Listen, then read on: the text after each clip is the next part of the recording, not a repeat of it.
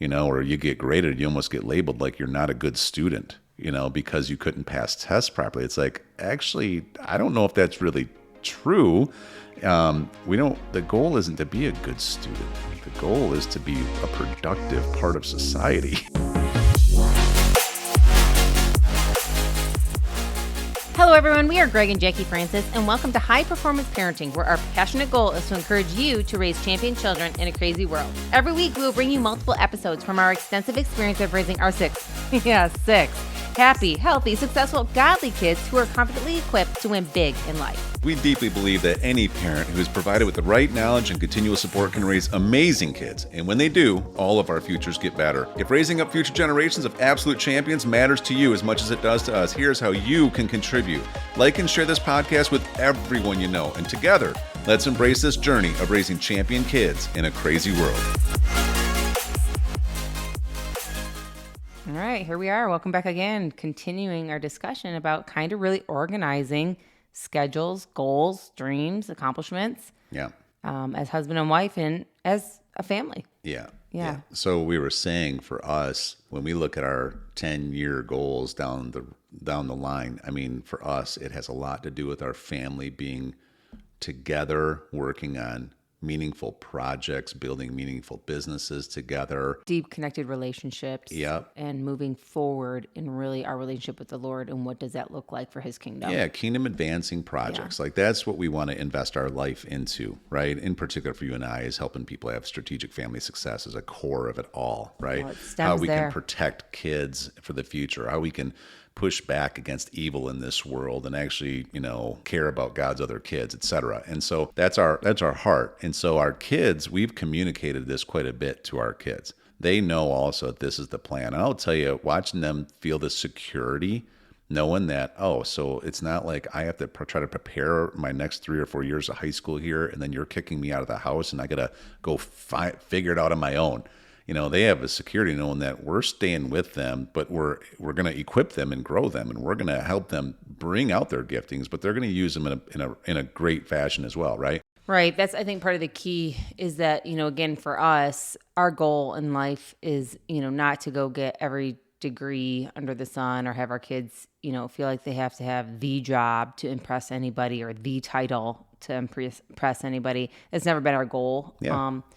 That's just not, it doesn't line up with our values and what we're trying to accomplish in life. Right. And because of that, I think that each season with our kids have been fun and welcoming and enjoyable because we're not trying to think so far down the line that we have to start.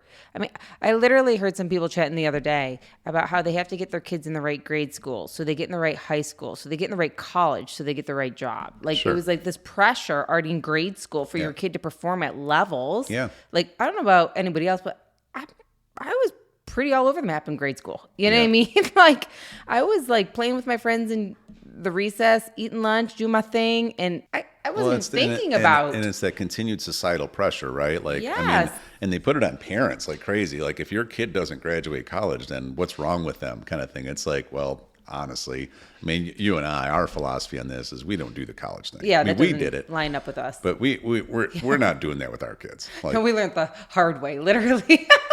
well, first of all, I don't even want to get into all the details about it, but it's probably the worst financial move. Unless you're trying to become some kind of specialized professional, financially, it's probably the worst possible move a kid can make at 18 years old. And it takes them so long to recover from it. And then on top of that, our kids, we just believe our kids are designed to be leaders and business owners, not employees, and we have become that ourselves. And we had to overcome a lot of employee level thought process that gets built into you in school systems. And so it isn't our goal. People ask us all the time, so what school? Oh man, you got all these kids. Oh, wait for college coming. I'm like, you're going to cost me a dime, buddy.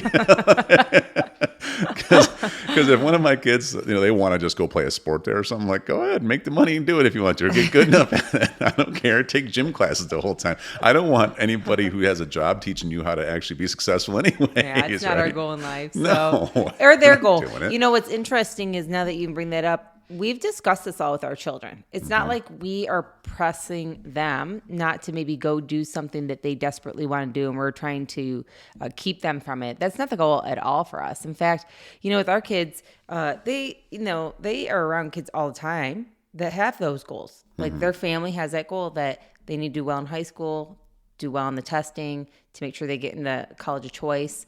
And they're very supportive. That's what their friends are wanting to do. I mean, very supportive if that works for their family. Stop it. And but for us, stop it.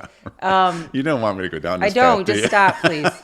But for us, I just feel very strongly that, we've had enough conversations with our kids about the ultimate goal in life, and what we want to accomplish as a family. It's not just about one person going and doing something just for their own happiness or their own glory or their own accomplishments.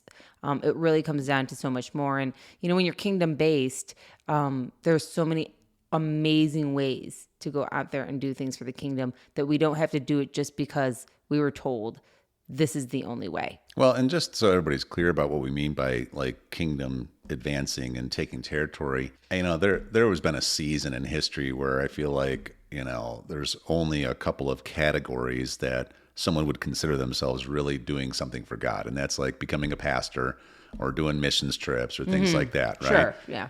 It was great. Our pastor actually spoke on this the other day where he had a really good example. He talked about how the worship leader who's here, who's fantastic, by the way, she's up there doing her worship and doing it like she can with her giftings, right? And it's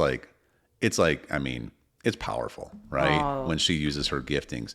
And he said, there's something really strong about being able to use your giftings and using it for worship.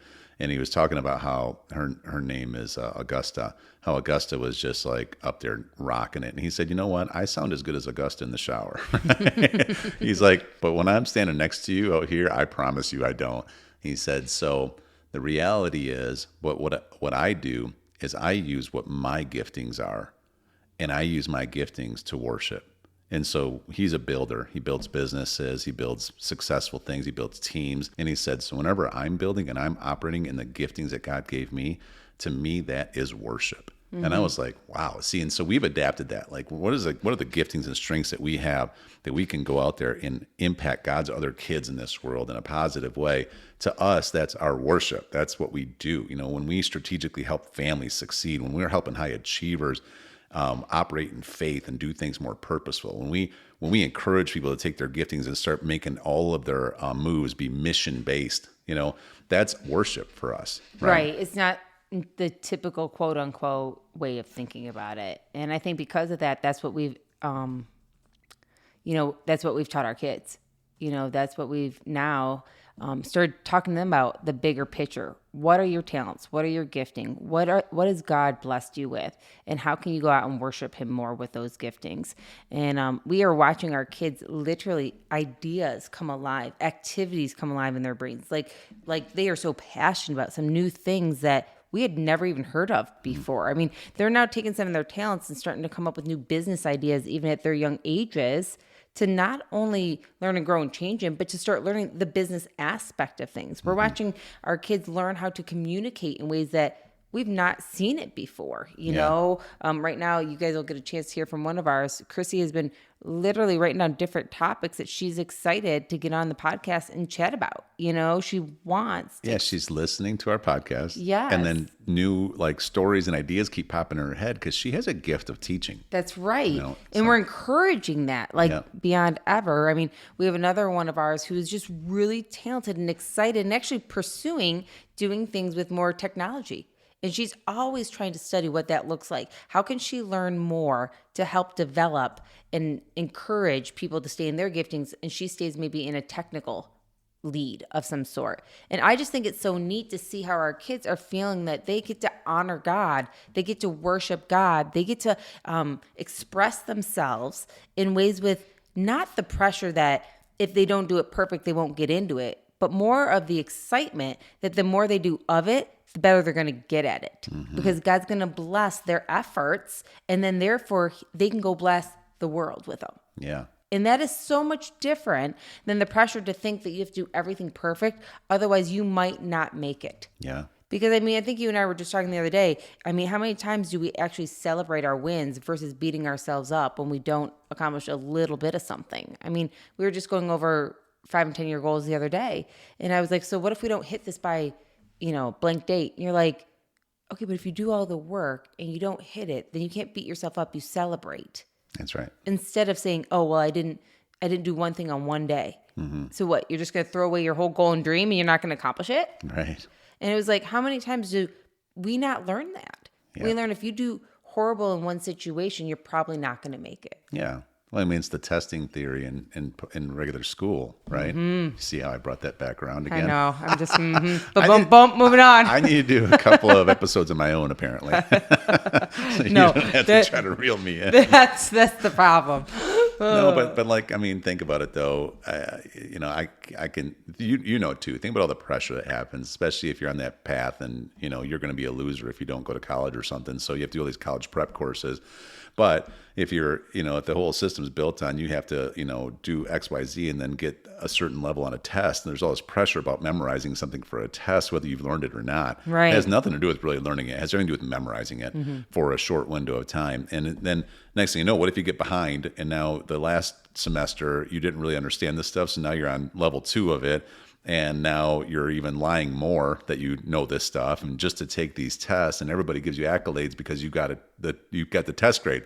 They don't really care if you really learned it, And with our kids, we've done the exact opposite. And our kids, it's so interesting how it's worked out. I remember the kids come to me and they're like, "Oh my gosh, I got like a 78 out of 100 or something on a test, right? A math test." And I'm just like, okay, which ones are you wrong? And they show me. I'm like, do you understand what you did? Like, do you understand how to do it now? They're like, yeah. And I say, well, good job then. What's next? Right. And they're like, what? I'm like, yeah, who cares? Well, they're like, should I go back through? Should I do them all? And you're like, no. I said, the purpose of the test is to evaluate if you know the information. And if you don't, now do you know it? Okay, right. Now you get 100. I give you 100. High five. Boom. Move on. Let's go do something else. Right? Well, now what's really cool about that kind of stuff is when that happens, they go and teach their other siblings. Like, hey, let me show you how this works.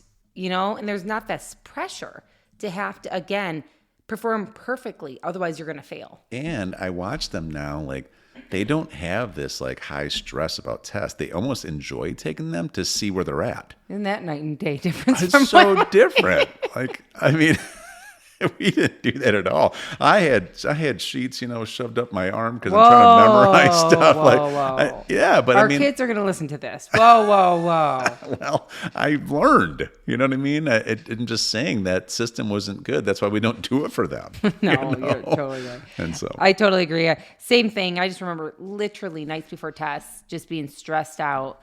On stomach aches, waking up the next day, memorizing stuff until the last minute when you walked into that classroom, still trying to figure out how to, beat the system and do well, even though you didn't even memorize. I mean, you didn't even know it. You memorized it. You literally didn't understand it. And the reality is you get made to feel like you're not a smart kid as everybody else if you don't have the gifting of memorization like other people do. And some don't. That's right. Some don't. It's just not natural. You just have to learn in different ways. You get information, you process information different ways, but we're all put in the same category, the same pool. So some people look like they shine, and I don't really think they're any smarter than anybody else in the big picture. Absolutely. But I just watch it be such a self-image stealer.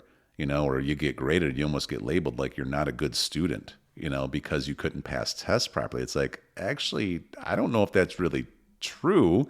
The goal isn't to be a good student. The goal is to be a productive part of society. Yeah. Right? Yes. Yeah. Exactly. Yeah. Because some people are doing well on their tests and not really productive in society and not doing well in society. Oh, how many like people do you know that have more degrees than a thermometer that don't have any common sense at all about life? Like, I mean, it's crazy. Let's not name the names today, babe. Let's not go down that path. Okay. I'm cutting you off for sure. You want me to. A couple of them you want me to. Yeah. All right, we'll talk about it later. Then. Yeah. We'll talk about that later. Off air. So, how about next episode we actually get back to the original topic of sports? Yeah. You want to do that? Yeah. Okay. Hey everyone, thanks for listening and thanks for your love and support. We hope that today's episode added tremendous value to you and your family. It would mean so much to us if you would partner with us on our mission of helping parents around the globe raise champion children in this crazy world. To do so, simply take a moment to like and share this podcast with everyone in your network. And we have great news. You get more of us. You can expect new episodes every Monday, Wednesday, and Friday mornings. So be sure to consistently tune in with us and enjoy our show. See you next time.